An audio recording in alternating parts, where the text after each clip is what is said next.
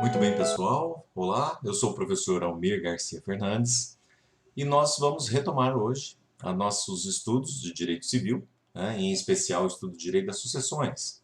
Né. Bom, nós já falamos sobre a parte geral das sucessões, né, sobre a administração da herança, e hoje o tema da nossa aula é a vocação hereditária e a aceitação e a renúncia da herança, né, que são dois pontos importantes quanto aos efeitos jurídicos, né, para os herdeiros depois que a pessoa venha a falecer.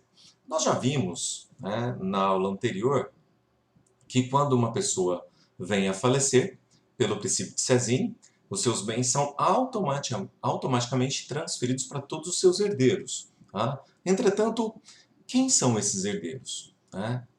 Quem seriam as pessoas que estão legitimadas a suceder? Será que nós podemos deixar a nossa herança para um cachorro? Né? Será que nós podemos deixar a nossa herança para uma pessoa jurídica?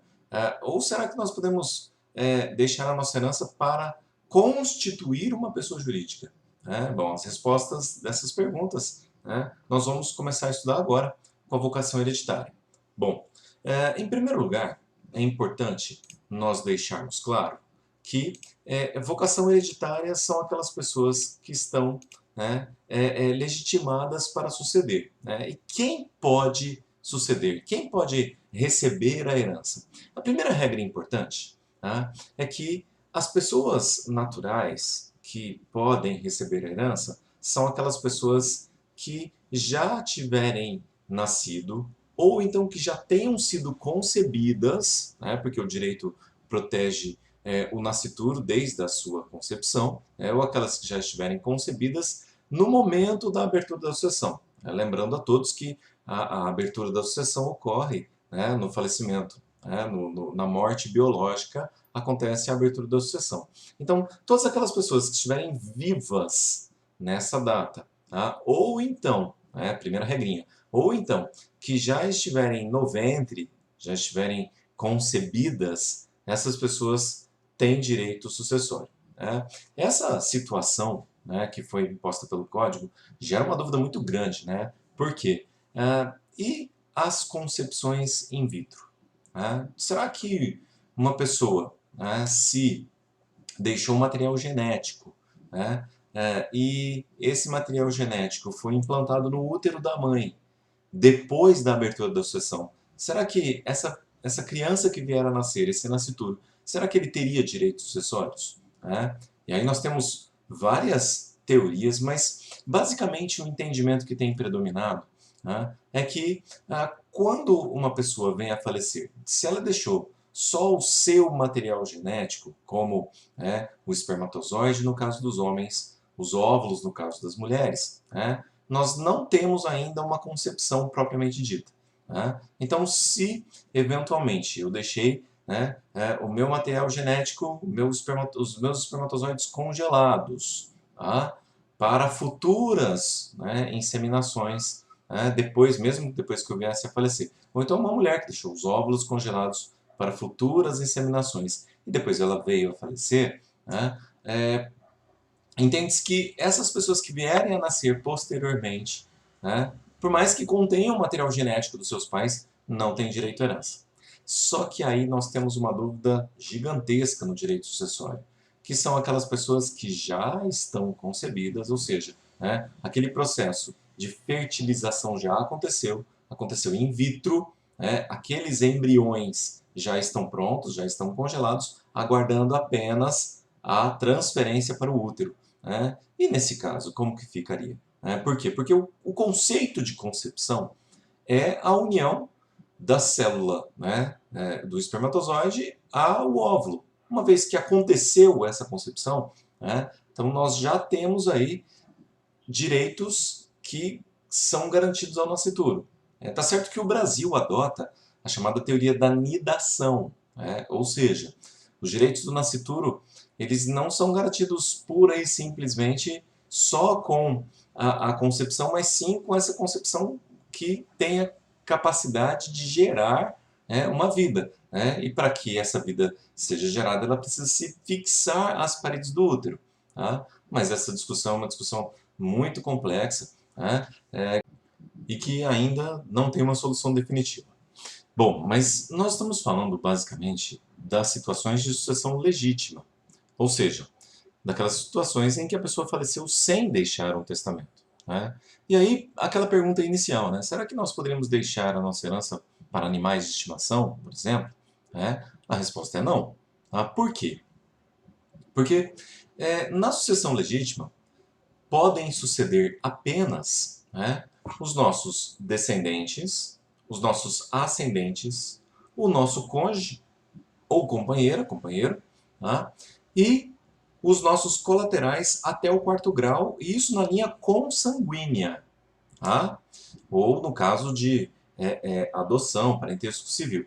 Né? Mas na linha por afetividade, no parentesco por afetividade, não há sucessão legítima. Então, por mais que os parentes por afinidade sejam parentes, né? Então, a triste notícia, né? Sogra é parente, cunhado é parente, né?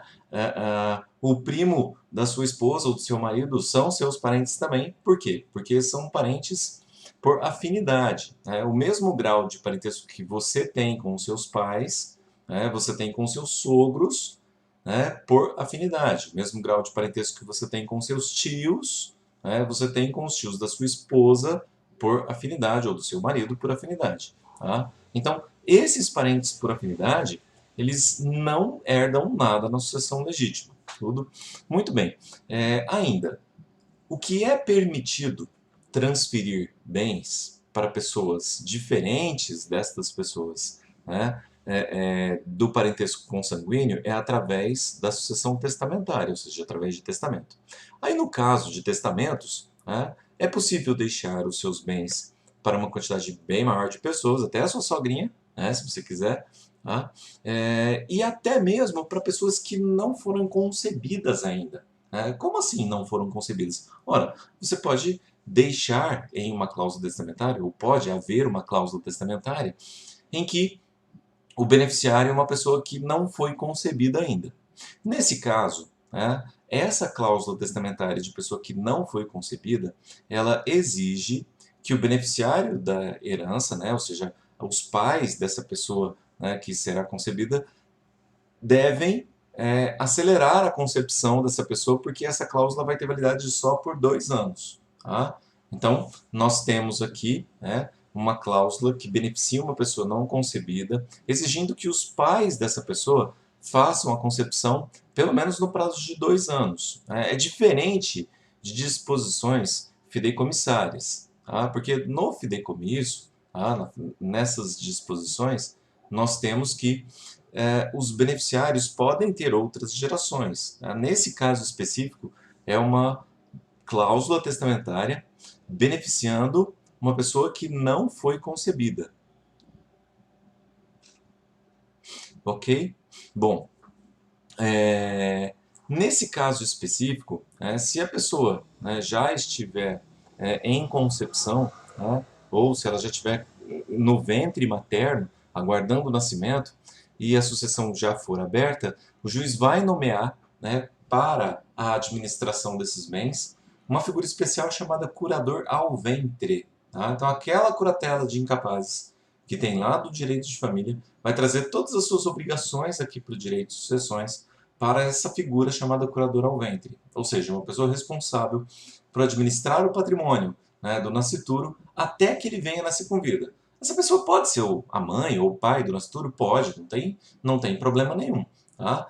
Se não puder a mãe ou o pai, né, o caso de deserdação, por exemplo, né, o juiz vai nomear uma pessoa diferente, tá? Mas o curador ao ventre ele tem a obrigação de prestar contas, da mesma forma que na curatela de incapazes, né, e administrar o bem até que o beneficiário dessa herança venha a nascer com vida. Tá? E nos testamentos também é possível deixar a herança tanto para pessoas físicas quanto para pessoas jurídicas. E o mais interessante ainda, né, no caso de pessoas jurídicas, como pessoas jurídicas assistencialistas, né, fundações, ONGs, entidades religiosas, Tá? Então, pessoas jurídicas também podem ser beneficiadas. E mais ainda, né, uma pessoa pode deixar um patrimônio grande em testamento para que deste patrimônio seja constituída uma fundação também. Né? Então, a possibilidade de deixar bens para terceiros, ela é muito maior, né, no testamento. Mas eu posso deixar bens no testamento para qualquer pessoa, né? Qualquer pessoa física ou jurídica podem receber bens através de testamento? A resposta é que não. Existem algumas pessoas que não estão legitimadas a receber bens em testamentos. A primeira dessas pessoas seria, no caso, a pessoa que está escrevendo o testamento a rogo.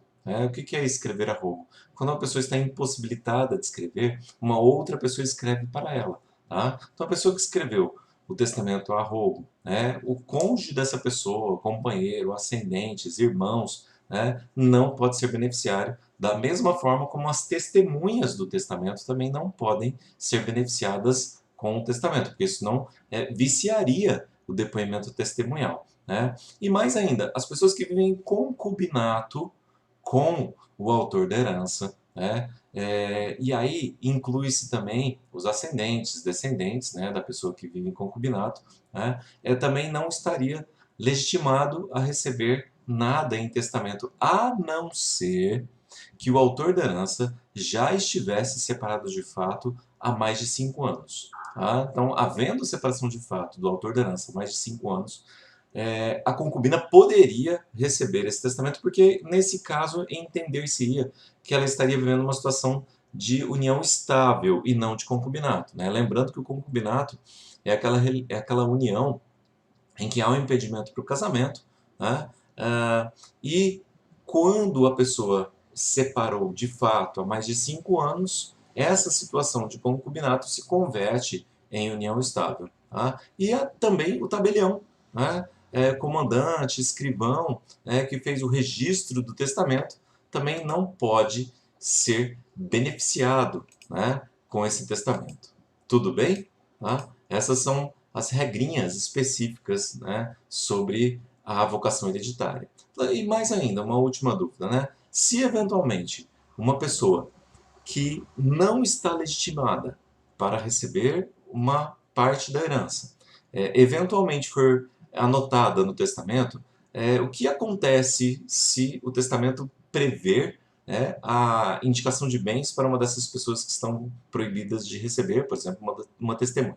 Nesse caso, a disposição testamentária ela vai ser considerada nula. Tá? Mas importante, não é o testamento inteiro que é nulo, é apenas a disposição testamentária, tá? Que atinge a nulidade tanto a pessoa indicada como pessoas interpostas a elas e mesmo situações de simulação. Né? Por exemplo, às vezes o autor da herança quer deixar um bem para a concubina e aí ele faz um negócio simulado, né?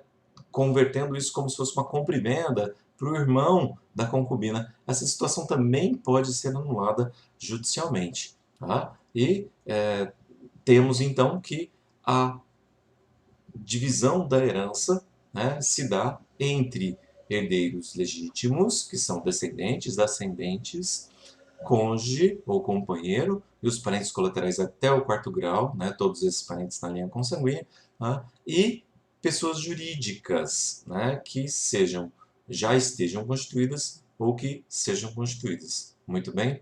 Bom, né, depois, né, que o processo de inventário, né, depois que a pessoa faleceu, o processo de inventário teve início, nós partimos agora para a fase de aceitação e renúncia da herança. Ou seja, depois que a pessoa veio a falecer, é necessário que seus herdeiros agora apresentem-se para receber a herança ou para renunciá-la. Né? Como que isso acontece? Bom, em primeiro lugar, a aceitação. Como que os herdeiros aceitam essa? É óbvio, né, que a partir do momento da abertura da sucessão, se o direito de propriedade se transfere automaticamente para os herdeiros, então nós temos que a aceitação é uma manifestação mais simples. Né?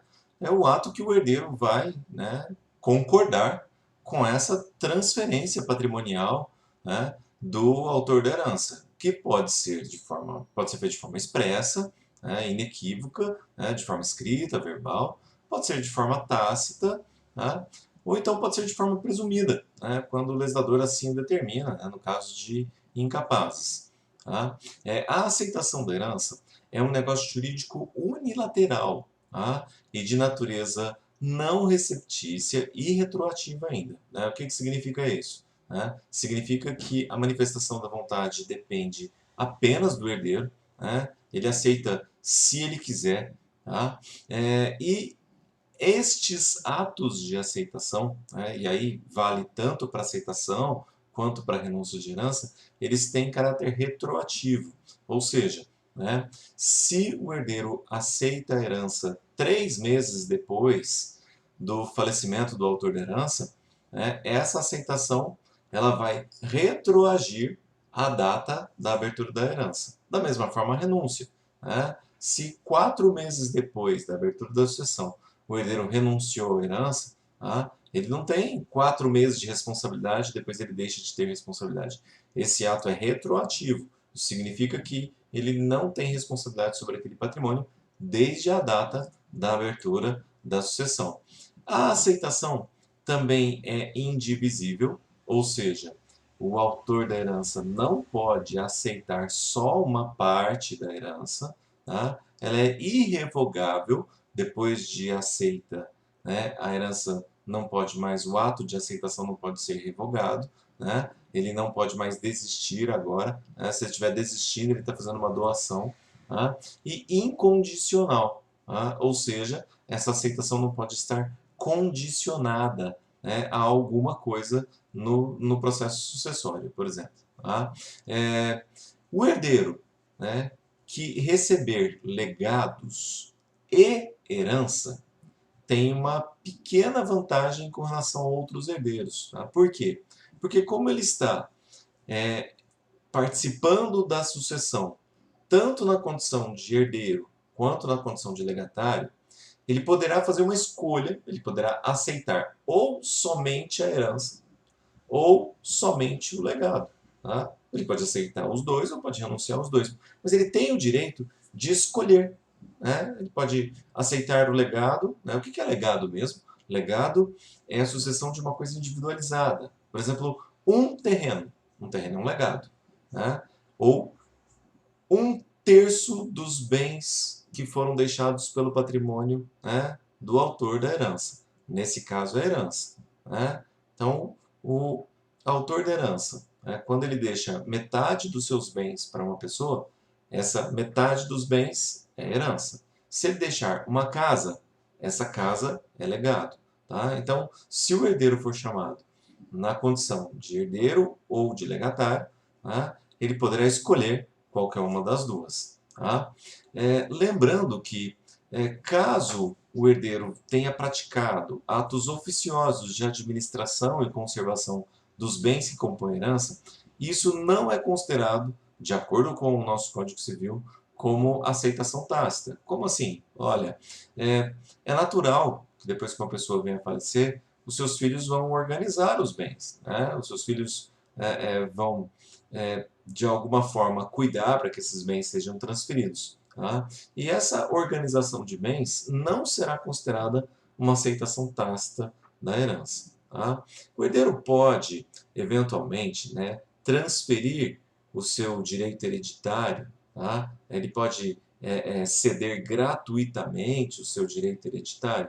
Né? Assim, isso é considerado aceitação? Também não. Tá? Se ele cedeu o seu direito hereditário, isso não é, isso é considerado, né, um negócio jurídico. Tá? E essa cessão do direito hereditário, seja gratuita ou onerosa, né, presume-se que o herdeiro está transferindo para alguém, né, então isso é aceitação. A não ser, né, que ele esteja desistindo da herança em benefício de todos os seus outros irmãos. Aí seria uma simples renúncia. Tá? A renúncia é um pouco diferente da aceitação? Sim, porque aceitar patrimônio é mais fácil, mas recusar patrimônio, tá, em regra, não é um ato muito comum. Tá? Então, no caso da renúncia, ela também é um ato jurídico unilateral, só que ela é solene e expressa. Tá? Ou seja, o herdeiro que renuncia à herança, ele tem que manifestar de forma inequívoca nos autos do processo de inventário, seja através de uma declaração, né, em cartório, né, seja manifestar por escrito no processo de inventário que ele não quer a herança. Essa renúncia pode ser tanto abdicativa ou translativa. Tá? O que significa ser abdicativa? É aquela pessoa que renuncia sem indicar a quem ele está querendo transferir o bem. Né? Ou ela pode ser translativa, é aquela pessoa que quer renunciar em benefício de alguém. Tá? Nesse caso, renúncia translativa no direito brasileiro é considerado um negócio jurídico. Tá? Então, é necessário pagar impostos de transferência de bens nesse caso.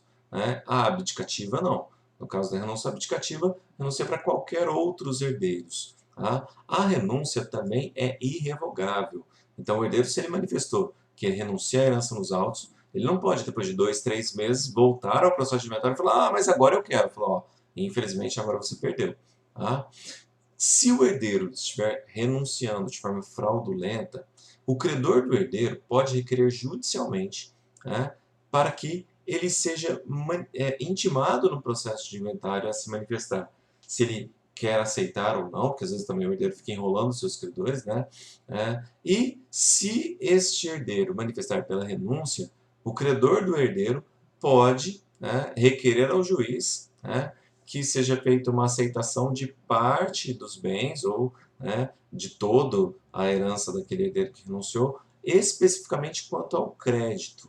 Tá? Ele poderá receber, né, dessa forma, uma forma que o legislador encontrou de auxiliar os credores, né, para evitar fraudes. Tá? E tanto a aceitação quanto a renúncia não pode ser feita em partes, tá? Sob condição ou sob termo. Né? Então, eu não posso aceitar só metade, aceitar um quarto da herança, eu tenho que aceitar tudo, ou da mesma forma, eu posso renunciar apenas metade da herança. Né? A não ser, é claro, né, como nós já comentamos anteriormente, se o herdeiro for chamado em diferentes condições, como nós falamos agora há pouco, como herdeiro ou como legatário. Tá? O direito de aceitar ou renunciar é transferido aos herdeiros daquele que ainda não tinha se manifestado, caso ele venha a falecer. Então pode ser que, aberta a sucessão, o herdeiro não se manifestou e veio a falecer, os descendentes deste herdeiro falecido poderão comparecer aos autos e manifestar se eles querem ou não. Mas como assim? Por exemplo, né, em um carro estavam viajando, né, o filho e os pais. Né? Há um acidente de carro. Os pais morrem nesse acidente de carro. Né? Esse filho fica no hospital, né, inconsciente durante 2 meses. Depois de 2 meses, esse filho vem a falecer. Olha, ele, nesses 2 meses que ele estava inconsciente no hospital, ele não pôde manifestar se ele aceitava ou se ele renunciava à herança dos seus pais. Aí, nesse caso, né, os seus herdeiros, os herdeiros desse filho que morreu depois de muito tempo, poderão, né, vir aos autos do processo de inventário dos seus avós, então, ou da pessoa, né, que eles estão representando e afirmar, falou: olha, nós queremos ou nós não queremos a herança. Tá? Nesses casos, né, quando nós temos renúncias, né, de herdeiros que fazem isso de forma abdicativa, é importante lembrar que a cota desse herdeiro vai sempre acrescer automaticamente aos demais herdeiros de mesma classe. Então, se nós temos 3 irmãos, um deles renunciou de forma abdicativa, né, a herança que seria dividida em 3 partes passa a ser dividida apenas em 2 partes, porque a cota desse irmão que renunciou vai ser acrescida na cota dos outros 2. Então, assim, mas e se, por exemplo, nós temos um único herdeiro e ele renuncia? E aí? A renúncia dele faz com que, né, essa classe de herdeiros deixe de existir e os bens são transferidos para herdeiros de outras classes. Tá? Mas atenção, cuidado. Né? Para a divisão de herança, essa renúncia não pode ser fraudulenta. Né? Como assim? Por quê? Porque às vezes acontece de, por exemplo, 2 irmãos. Né? Um deles já tinha falecido antes dos pais, ficou apenas o outro. Né? E Depois que os pais deles morrem, né, esse que está vivo, tendo, por exemplo, 3 filhos, né, resolve achar que ele vai renunciar à herança, porque o irmão que já tinha morrido antes tinha um filho só, e aí 3 filhos e um filho dividirá a herança em 4 partes. Né? Cuidado com isso. Por quê? Porque se o herdeiro renunciou, né, no caso de representações, havendo herdeiros, né, da mesma classe, nesse caso, os descendentes dele não terão direito à herança. Tá? É importante falarmos isso. Né? A renúncia do herdeiro exclui o direito de representação dos seus descendentes. Então, não haverá essa representação para o herdeiro que renunciou. Né? E aí, nesse caso fictício que nós colocamos aqui, apenas o filho daquele que já tinha morrido antes da abertura dos seus pais é que receberá a herança. Tá? E lembrando, né, que os credores do herdeiro, né, que se manifestaram nos autos pedindo, né, para que ele venha se manifestar, né, podem depois, né, aceitar o crédito deles no prazo de 30 dias, né, caso o herdeiro venha ter renunciado ou não se manifestou. Tudo bem, meus queridos? Com isso nós encerramos a nossa terceira aula do direito sucessório. Né? Eu quero aqui mandar um abraço a todos, né? Bons estudos. Até mais.